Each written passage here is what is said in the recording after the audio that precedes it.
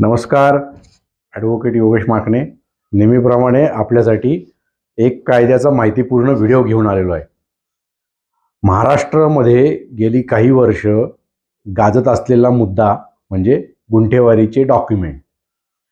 म्हणजे सामान्य लोक शहरांमध्ये अर्धा गुंठा, 1 गुंठा, 2 गुंठा, 3 गुंठा अशा जमिनी घेतात आणि अशा जमिनींचे जे खरेदी खतं आहेत ती शासनाने तुकडेबंदी कायद्यामुळे बंद ठेवलेली आहेत आणि त्याच्यामुळे सामान्य माणसाची जी जमिनीची खरेदी विक्री आहे ती शहरांमध्ये स्थगित झाली आणि त्यामुळे राज्य शासनाला एक निर्णय घ्यावा लागला की तुकडेबंदी कायद्यामध्ये त्यांना सुधारणा करावी लागली.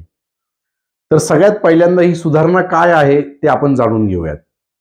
तर राज्य शासनाने 3 नोव्हेंबर 2025 रोजी गॅजेटच्या माध्यमातून तुकडेबंदी कायद्यामध्ये अशी सुधारणा आणली की जिथे जिथे डेव्हलपमेंट प्लॅन किंवा रिजनल प्लॅन झालेला असेल अशा महानगरपालिका, नगरपंचायती आणि महानगर क्षेत्र प्राधिकरण. आता महानगर क्षेत्र प्राधिकरण म्हणजे MMRDA, PMRDA, तसंच वाणिज्य औद्योगिक झोनमध्ये जर का निवासी झोनमध्ये जर का तुम्ही एखादी जमीन घेतली असेल तुकडा पाडून तर तिचं नियमितीकरण करायचं. आता याच्यामध्ये गोंधळ होतो की न्यूजपेपरवाले किंवा काही तत्सम लोक हे काय सांगतात की गुंठेवारी उठली. तर तसं नाहीये, गुंठेवारी उठलेली नाहीये. राज्य शासनाचं म्हणणं असं आहे की त्यांनी एक तारीख दिलेली आहे ती 2024 मधली काहीतरी 15 ऑक्टोबर 2024 या तारखेच्या आधी जर का तुमचं अर्ध्या गुंठ्याचं, 1 गुंठ्याचं, 2 गुंठ्याचं खरेदी खत झालेलं आहे आणि त्या खरेदी खताची नोंद सातबाऱ्यावरती झालेली आहे, इतर हक्कात गेलेली आहे, नोंद रद्द झालेली आहे, अशा केसेसमध्ये त्यांनी मंडलाधिकारी आणि तलाट्याला आदेश दिलेले आहेत की अशा नोंदी शोधून काढा आणि त्या जर का त्या ठरलेल्या दिनांकाच्या आधीच्या असतील म्हणजे 15 ऑक्टोबर 2024च्या आधीच्या असतील तर आणि तरच त्या नोंदी अधिकृत करा, म्हणजे नियमित करा. म्हणजे इतर हक्कातली नावं मालकी सदरी आणा, नोंद रद्द झाली असेल तर ती नवीन नोंद घेऊन मालकी सदरी आणा. बरं, हे ह्याच्या आधी देखील होतं पण त्याला तारीख होती अजून जुनी तारीख होती आणि त्यावेळेस मात्र तुम्हाला रेडी रेकनरच्या जमिनीच्या दराच्या 5% दंड भरावा लागत होता. आता मात्र नवीन जो 3 नोव्हेंबर 2025 ला जो कायदा आलेला आहे किंवा त्याचे जे काय म्हणतो आपण नियमावली आलेली आहे त्याच्यामध्ये मात्र तुम्हाला विदाऊट पेनॉल्टी म्हणजे कुठलीही दंडात्मक कारवाई न करता अशा पद्धतीचं तुमचं नाव नोंदणीकृत असलेल्या खरेदी खताच्या आधारे लावण्यात येईल. मग प्रश्न पडतो की आज मला जर का माझ्याकडे एक 20 गुंठे 25 गुंठे जमीन आहे आणि त्यातली 2 गुंठे जमीन विकायची आहे तर ती मी विकू शकतो का आणि त्याचं खरेदी खत होऊ शकतं का? तर त्याचं खरेदी खत होऊ शकत नाही. हे सगळ्यात महत्वाचं लक्षात घ्या. लोकांचा असा गैरसमज होतो की गुंठेवारी उठली म्हणजे आता मी माझी 1-2 गुंठे जमीन, 3 गुंठे जमीन तुकडे पाडून विकायला मोकळा आहे. तसं नाहीये.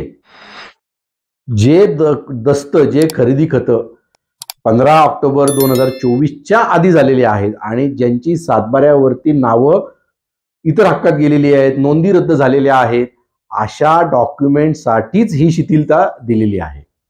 आता ह्याच्यामध्ये त्यांनी दुसरं अजून एक जे प्रोव्हिजन केलेली आहे ती प्रोव्हिजन अशी आहे की जवळजवळ 2017 पासून आज 2025 म्हणजे 8 वर्ष झाले जवळजवळ डॉक्युमेंट खरेदी खतं बंद आहेत.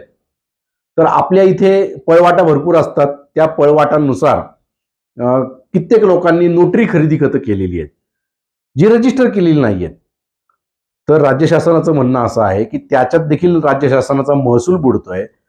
म्हणून नीट ऐका मित्रांनो, म्हणून 3 नोव्हेंबर 2025 रोजी चे आधीची अशी नोटरी केलेली जर का काही खरेदी खतं असतील तर ती खरेदी खतं तुम्ही आत्ता सब रजिस्ट्रारकडे जाऊन योग्य तो मुद्रांक शुल्क भरून रजिस्टर करूही शकता आणि त्या आधारे तुमचं सातबाऱ्याला नाव देखील येऊ शकतं मालकी सदरामध्ये.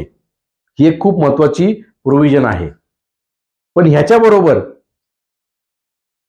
आता मुद्दा तयार होतो की मधल्या काळामध्ये म्हणजे 2017 ते 2025च्या काळामध्ये अनेक लोकांनी मोबदल्याचे पॉवर ऑफ अटर्नी म्हणजे मोबदला दिला आणि पॉवर म्हणजे अधिकार विकत घेतले अशा पॉवर ऑफ अटर्नी देखील नोंदवलेल्या आहेत.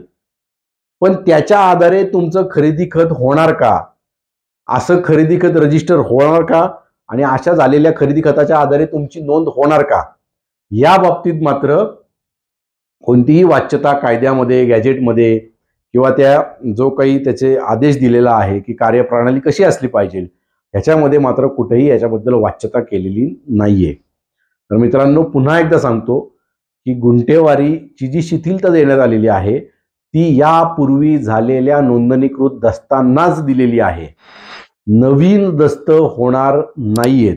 त्यामुळं कोणाला असं वाटत असेल की नवीन मला आता 1 गुंठा जमीन विकत घ्यायची आहे किंवा मला 2 गुंठे जमीन विकायची आहे तर ते डॉक्युमेंट होणार नाहीयेत. माझे व्हिडिओ ऐकल्याबद्दल खूप खूप धन्यवाद.